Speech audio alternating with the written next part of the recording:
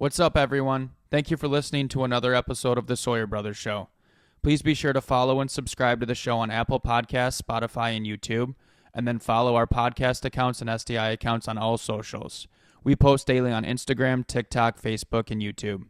If you enjoy the show, we'd really appreciate you leaving a review and sharing it with other potential listeners. Lastly, if you have a recommendation for topics or guests, feel free to reach out to us. We greatly appreciate your support.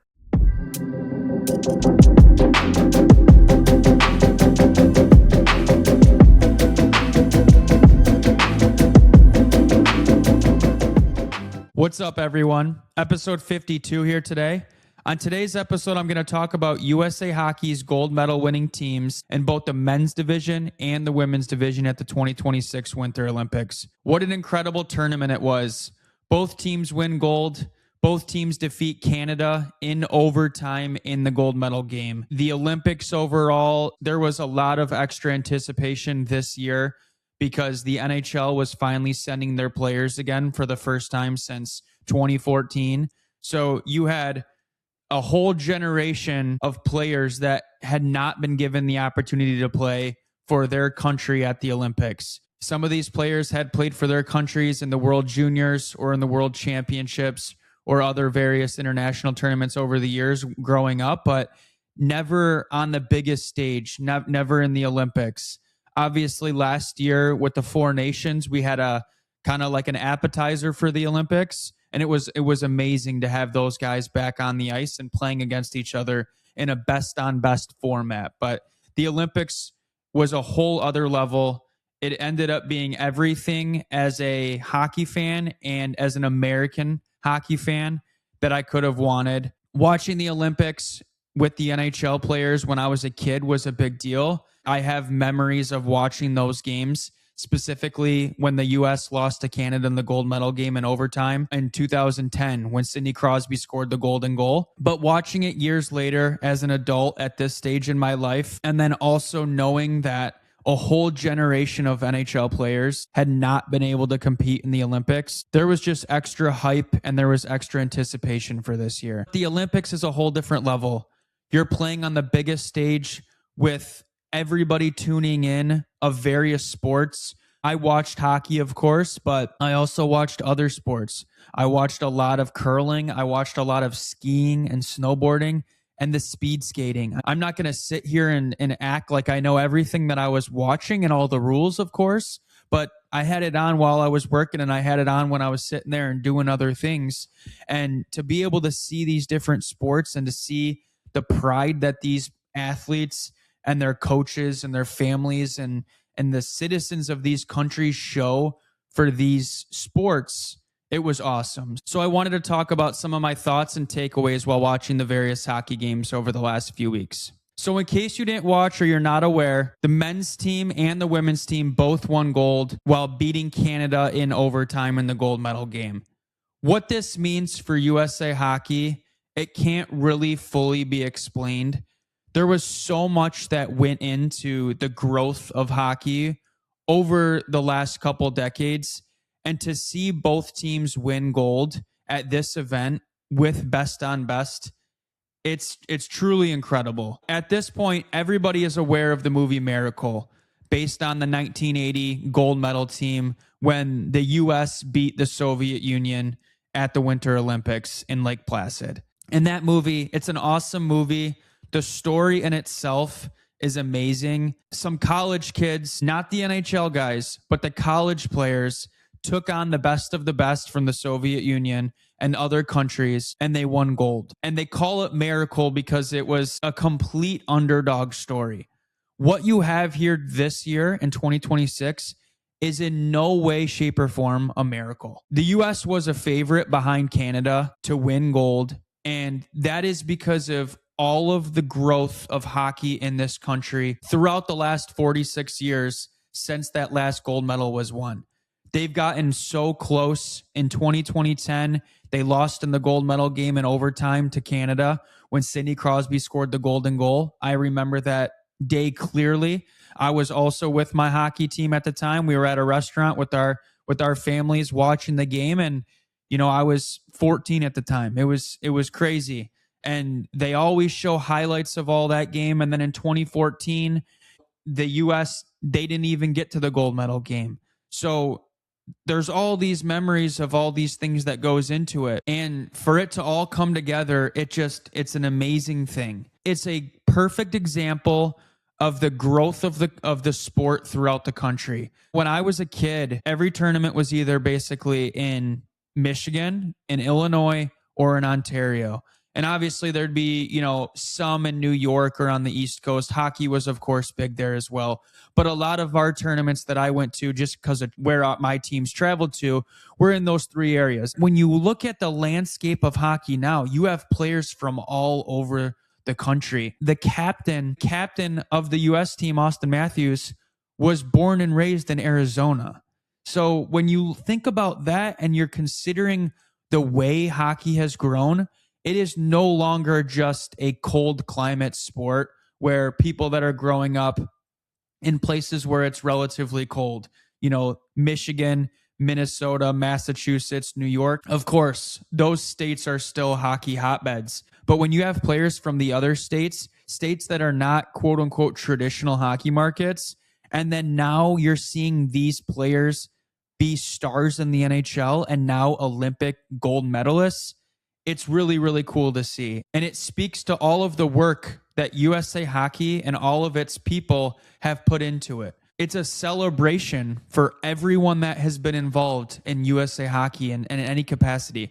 Whether you are a player, a coach, a parent, regardless, this is a celebration for not just the players on that team, but everybody involved and anybody that's been involved with USA Hockey over the years. And if you don't believe me, go back and watch and listen to the various interviews from those players and the staff and the coaches and everyone involved with the actual team. They know they're representing more than just themselves. And of course, with the Olympics, we're talking about them representing a whole country of non-hockey people as well. But this gold medal on the men's side and the women's side is more than just a championship with hockey at an international tournament. It is a celebration for everyone that has ever been involved in USA Hockey in any capacity. So knowing the time and work and resources that it went into these games and into these tournaments, it was just that much more special to watch as a fan. So development has been a main focal point for USA Hockey for many years now. Around the time that I started coaching in 2015, they created the American Development Model, otherwise known as ADM. The American Development Model was basically a model, a structure, a format of how players should develop over the course of their youth hockey careers. From the very, very early age of when they first step on the ice, what should teams and their coaches be focused on?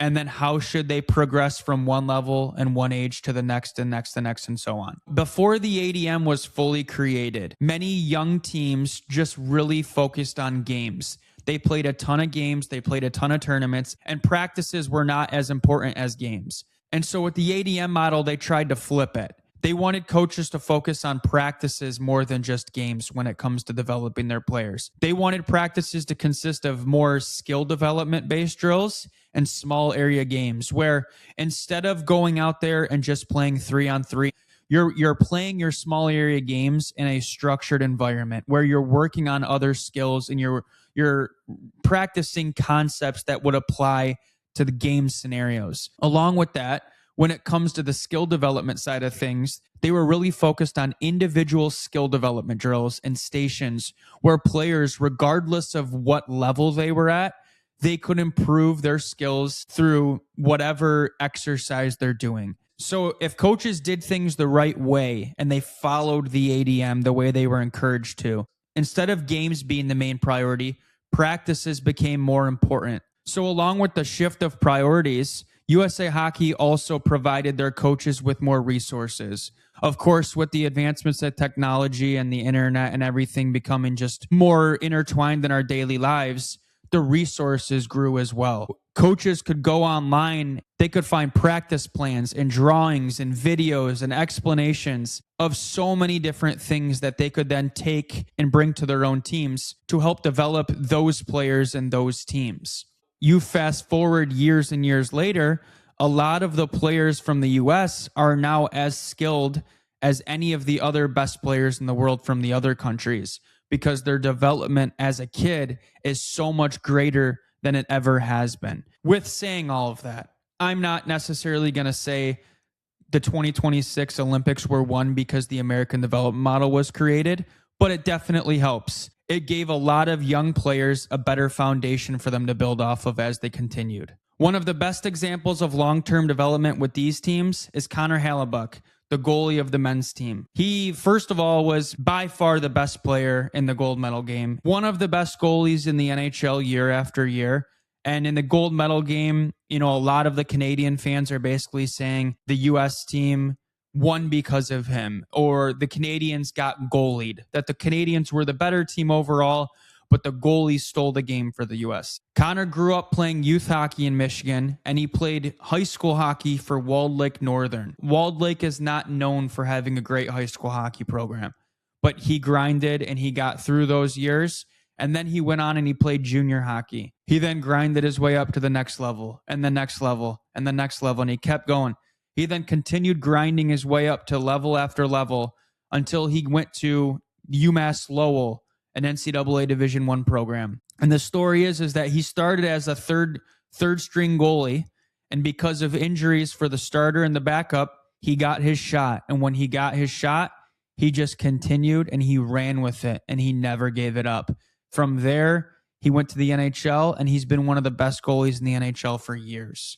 So this is a guy that's getting a lot of attention because of his success and how good he is and how good he performed in that game specifically, but also because his story is so unique. When you think of an Olympian, you're normally going to think about someone who is the best of the best throughout their whole life. And that's not the case with Connor Hellebuyck.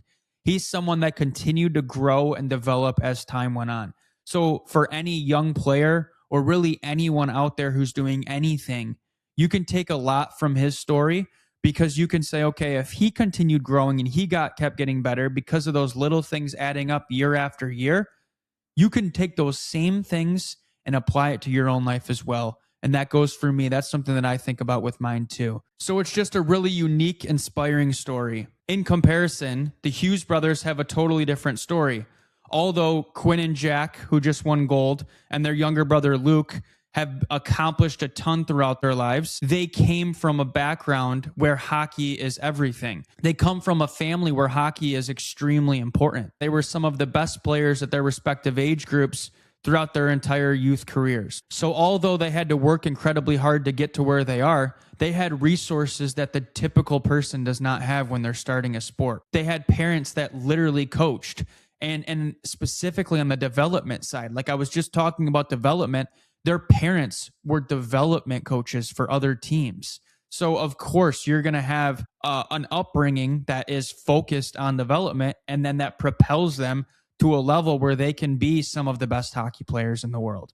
Again, I'm not trying to take anything away from them. It's just a totally different story from Connor Hellebuyck. But that's a team. That's how teams work. Teams are all about taking players from different backgrounds and different upbringings and putting them all on one.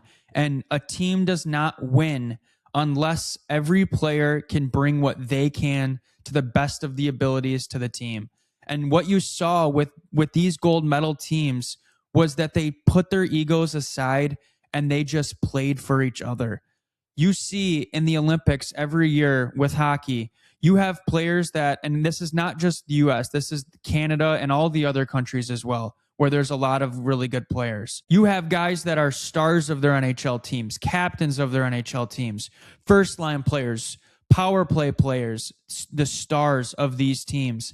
And you bring them all together, and you have to find guys that are willing to take a third line role or a fourth line role, or even the role of being a scratch and not being a guy that's out there contributing like you normally do.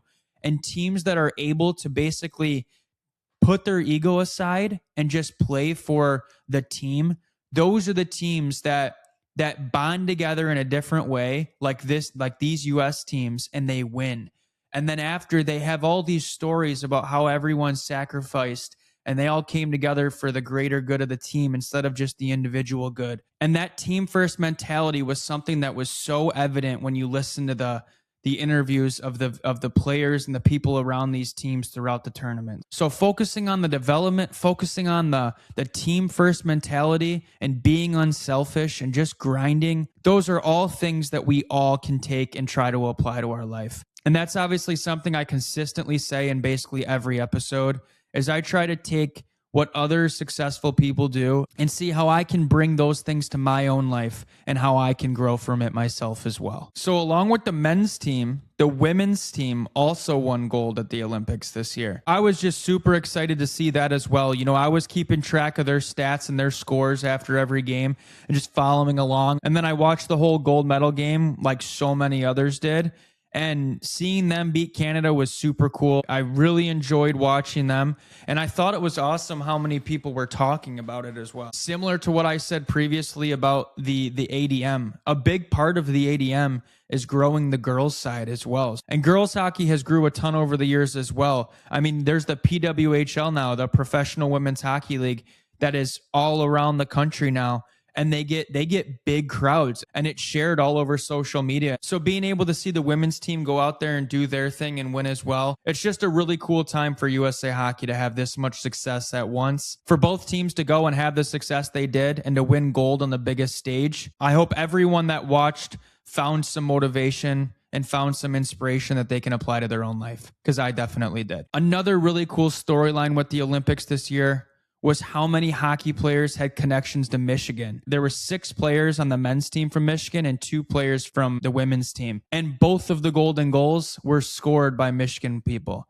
You had Jack Hughes for the men's side, and then you had Megan Keller from the women's side. On the men's side, all 4 players on the ice for the golden goal were from Michigan as well. You had Jack Hughes who scored it. You had Dylan Larkin. You had Zach Werenski, and you had Connor Hallebuck. Michigan has always been a state known for producing hockey players, and it's always been one of the country's best, but they're really getting their moment right now, so that's obviously cool to see as well. So along with the extreme positivity that comes with winning, there's obviously extreme negativity that comes from losing. So you have guys like McDavid, McKinnon, Makar that are walking away from the tournament without a gold medal. And they're not going to just be happy that they got close. They're not going to be happy that they got a silver medal and they were 1 goal away in overtime from winning the whole thing. Those guys, that country, the standard is gold. So they're committed to excellence. They're committed to being the best. And I know that those guys and that team, that country, that program, Hockey Canada, they're going to respond. They're going to do everything they can to learn from this and be better.